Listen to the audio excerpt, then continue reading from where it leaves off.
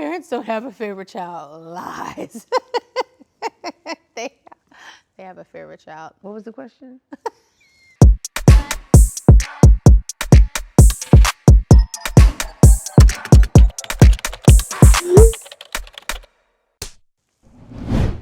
So what were some of the thoughts that you had when you first found out that I was going to be a mom?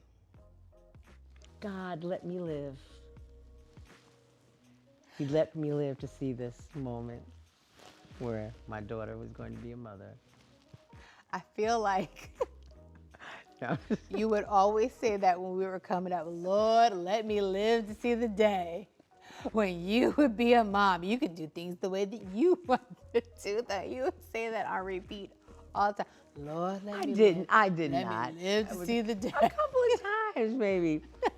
But, oh boy, it was, there's still that feeling of the next generation being born, coming in, the fact that my daughter is having, starting a family that's continuing. I know how you used to tease me also about pressuring you or asking you questions about when are you going to have children.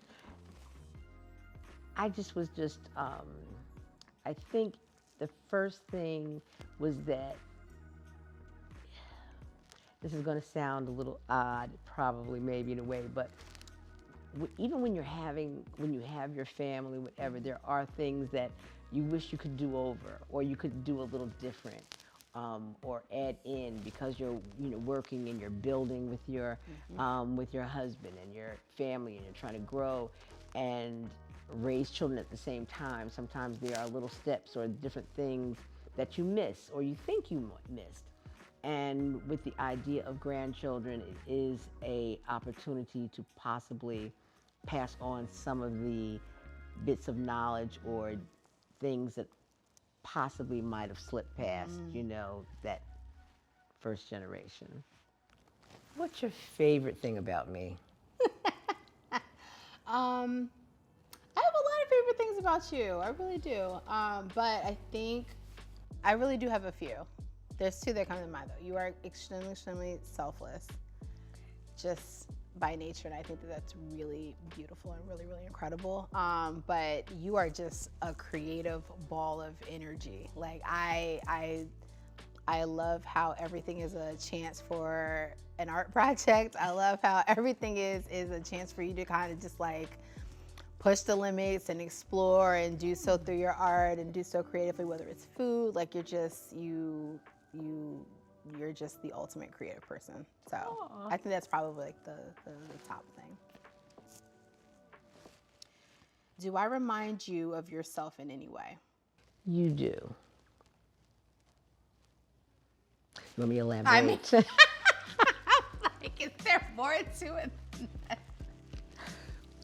You do. You are a very passionate person when it comes to your family, your friends, and that part reads so much like me. When I see you, you help your friends and you put them on to things that you think that they could benefit from. If you have opportunities, you also just open up your mind, your door, your heart. So, and that's so much like me.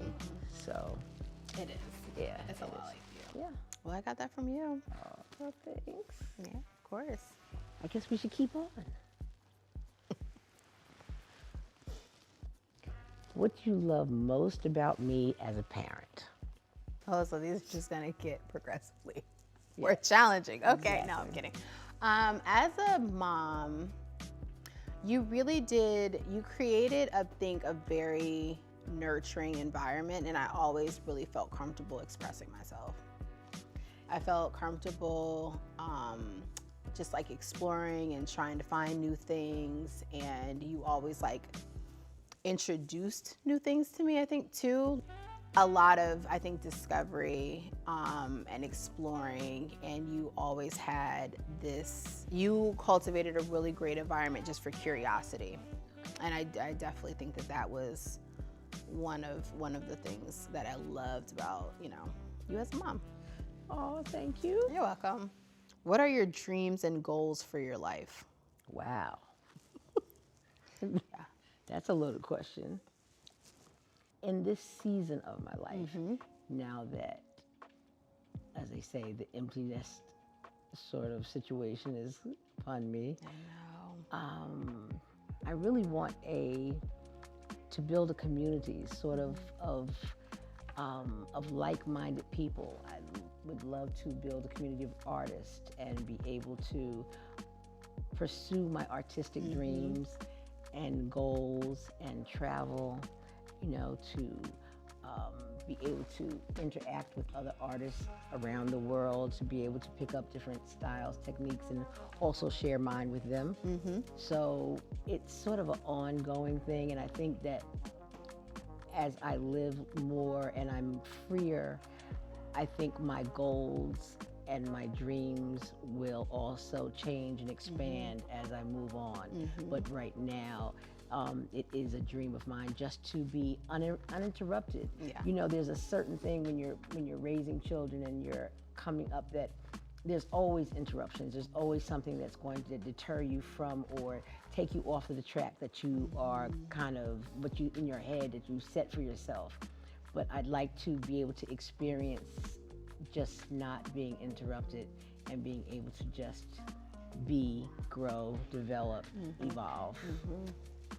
That's beautiful. Thank you. It's I can't remember what the quote is, so I'm not even going to attempt to butcher it, but it's who would you be if you weren't interrupted, so to speak, right? And it's like you have the goals and but also I think honoring that through different seasons of your life and knowing that it can change. And I loved when you took your trip to Italy and you took a cooking class and and you really just explored, and I felt the freedom for you through that trip. Yes. And I want more of that for you, and so I'm happy to hear that that's what you want. And yeah, it was so exciting. It was, and it was something that I had not thought about being able to do, even with my own certain limitations physically that I had as well. So for me, it was a big moment. It was. It was beautiful. Let's build these. What do you value most at this stage of your life? What do I value most at this stage of my lifetime? Sleep, huh? Well, it's definitely sleep, but it's definitely sleep. With Lennox was probably the first shift. So it's like, okay, we have one little person, and okay, it's like work, family life, him, then maybe me, right? And then when Zora came along, I'm like, okay, now we have two little people. And then it's just literally slicing the pie of time, and making sure everybody kind of gets a piece of the pie. And I know. So it's and trying to figure it out, and knowing that some days it's that time is allotted more in one area over the other, and just trying to shift priorities. And so it's definitely time. I also feel like it goes by so fast. It's scary. The days are long, but the years are short. It's like it's this really weird juxtaposition of things happening really, really quickly, and you wanting to also just savor it and take it in. So yeah, it's time. It's true. It's funny because I only laugh because I know I've teased you a few times about the fact that About what? I'm not a morning person. I cannot get up early. I know. I am, and just That was karma, if I could ever call it. yes. I know. I was like, huh? I know. You're up at 5:30. I'm up, man. I am up. And value sleep. I'm telling you. I am up. I can't even believe I fixed my mouth to say that now. I know. I said. My favorite is when people are like, oh, sorry to wake you. Wake you. I've been up for 2 hours now. What are you talking about? But what is time? What is time? Do you have a favorite child? I know the answer to this already. Where's that fourth wall? We never. Parents don't have a favorite child. Lies. they, they have a favorite child. What was the question? Do you have a favorite child? Each child brings something different. I mean, I can't say that there's a favorite child. There's the favorite part that Jamila does for me. There's a favorite part that Michael brings. There's the favorite part that Khalid brings. So I'm just saying that each one truly brings me equal joy Yep. in your own individual ways. That was a beautiful way of answering that question. thank you. Very diplomatic. Thank you. Very diplomatic. What are you checking to see if that really was I just the want to question? know that you have a favorite child. Well, part of my life before I had you, are you most interested in? I'm so happy you asked me that question. No. Now being a mom, I think the stories of when you were first transitioning into motherhood, when you were raising me when I was young, working, not working, being at home. Like I think that part of your life, I'm interested in hearing stories about, and I get little bits of it here and there. Before that, it was, you know, the artist life is just a little bit sort of spontaneous, you know, and free. And I remember those days. I miss them. No, but And fun. And fun. No, 100%. Yeah. 100%. And even mentioning that, I can see the difference in the transition, you know, of, you know, that period of time and now, and it's let's see if we can get some of that stuff back. No, I mean, I'm not saying that being a mom isn't fun, but it's a different. It's a different era. It's a different muscle. Yeah. It's a different era, and it definitely, you know, changed me quite a bit. That is the truth. Wait, is it your turn? I don't know. What was your relationship like with your own parents? What was my relationship like with my own parents? My father transitioned when I was 5. So the time that I could remember was very few little points here and there, remembering him cooking breakfast and that sort of thing. But, you know, it was limited as far as that goes. My mother had me, it was funny, when I was born, my mother was 36. So it was just a different sort of era. My mother was older, and my sister, who is 17 years older than I am. I had a baby at 36. Wait a minute. What? It was much. Wait, I'm sorry. I'm like, wait a minute. Exactly, and they called it a what? I know. That's so disrespectful. Exactly. It is so The they whole said they changed the term though now. It's not geriatric anymore. No, Okay. they said they changed it. I'm like, That's they good. should have. They should have. But it was just different. Yeah. And my mother was born in 1920. Yeah. So her frame of mind and her way of parenting was much, much different.